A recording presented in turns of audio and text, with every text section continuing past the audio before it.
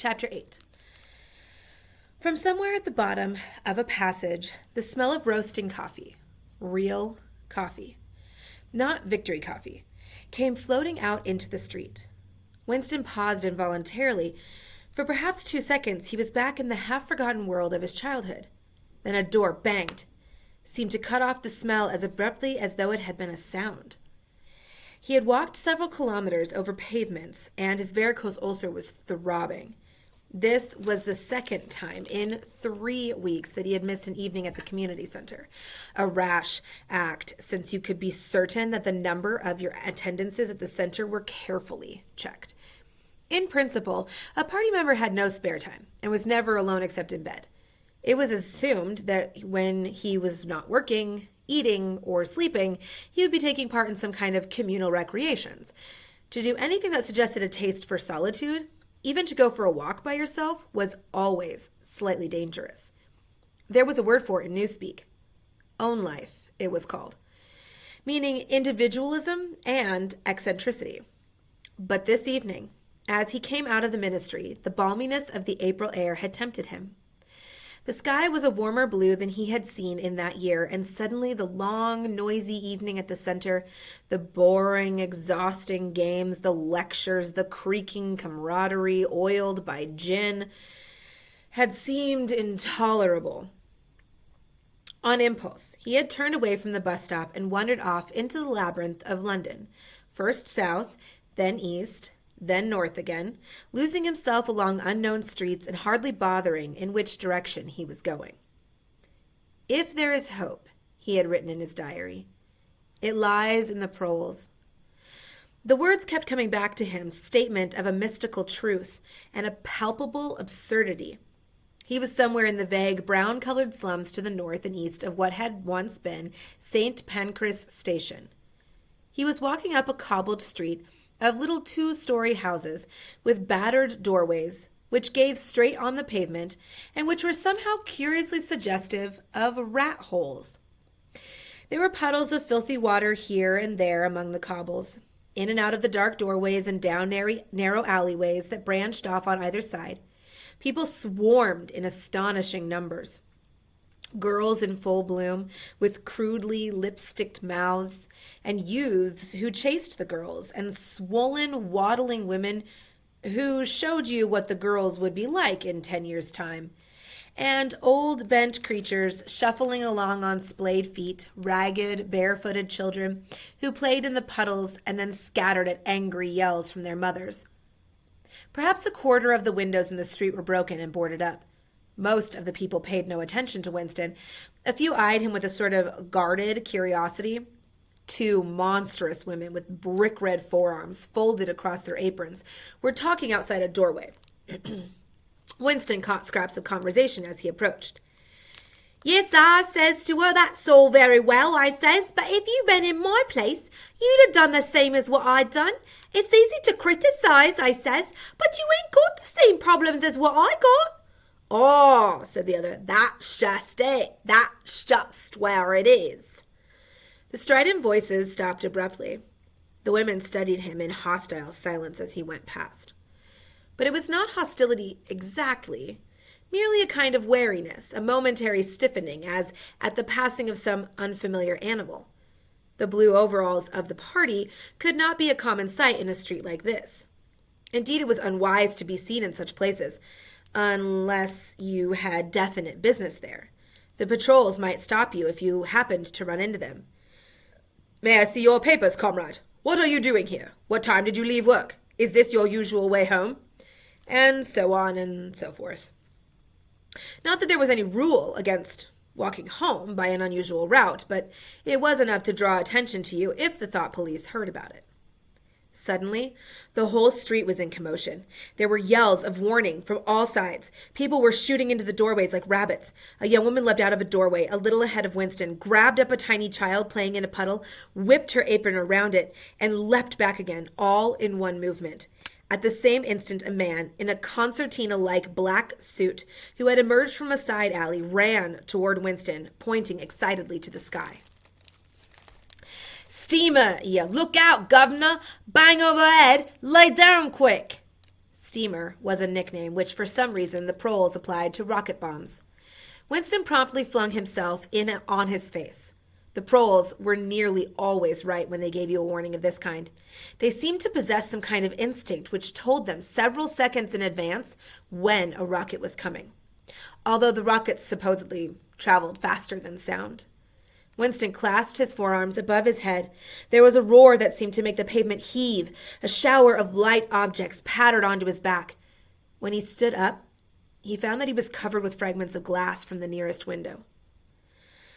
He walked on. The bomb had demolished a group of houses 200 meters up the street. A black plume of smoke hung in the sky, and below it a cloud of plaster dust, in which a crowd was already forming round the ruins. There was a little pile of plaster lying on the pavement ahead of him, and in the middle of it he could see a bright red streak. When he got up to it, he saw that it was a human hand, severed at the wrist. Apart from the bloody stump, the hand was so completely whitened as to resemble a plaster cast. He kicked the thing into the gutter, and then, to avoid the crowd, turned down a side street to the right.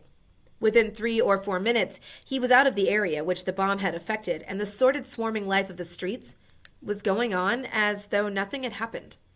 It was nearly 20 hours, and the drinking shops which the proles frequented, pubs, they called them, were choked with customers.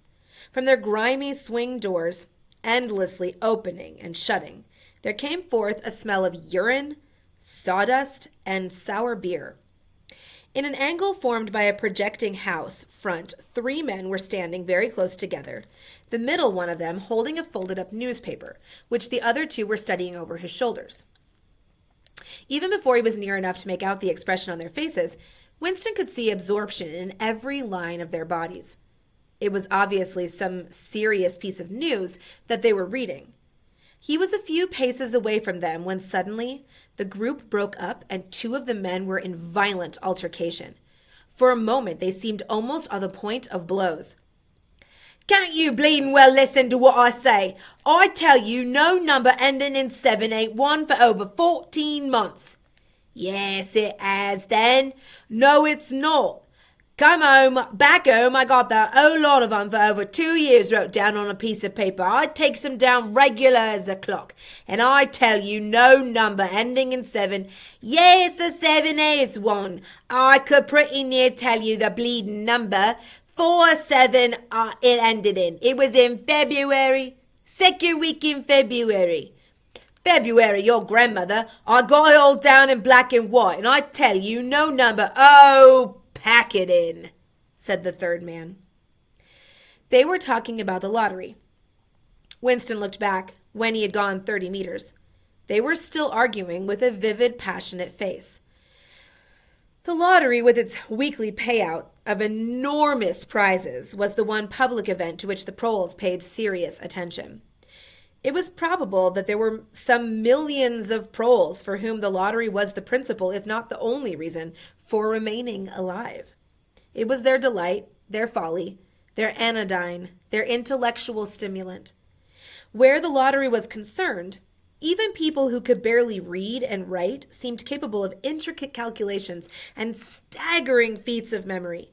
There was a whole tribe of men who made a living simply by selling systems, forecasts, and lucky amulets.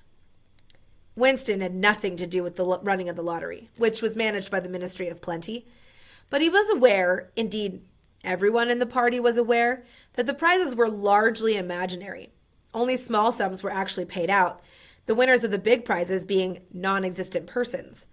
In the absence of any real intercommunication between one part of Oceania and another, this was not difficult to arrange. But if there was hope, it lay in the proles. You had to cling on to that. When you put it in words, it sounded reasonable.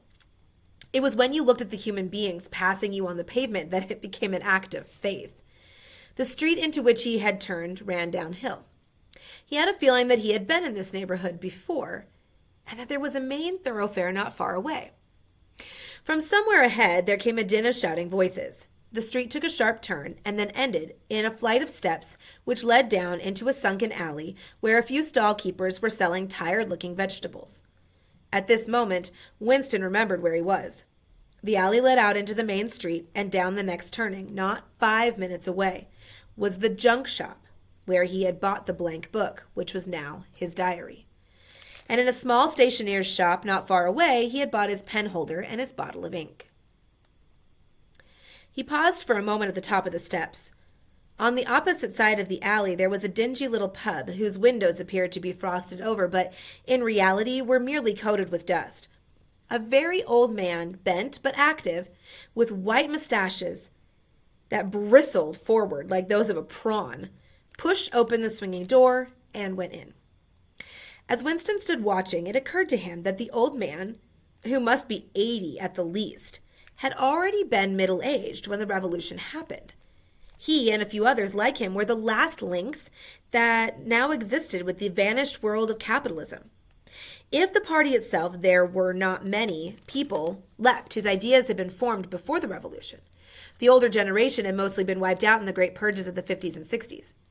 And the few who survived had long ago been terrified into complete intellectual surrender. If there was anyone alive who could give you a truthful account of conditions in the early part of the century, it could only be a prole. Suddenly the passage from the history book that he had copied into his diary came back into Winston's mind, and a lunatic impulse took hold of him. He would go into the pub. He would scrape acquaintance with that old man and question him. He would say to him, "Tell me about your life when you were a boy. What was it like in those days? Were things better then they are now, or were they worse?"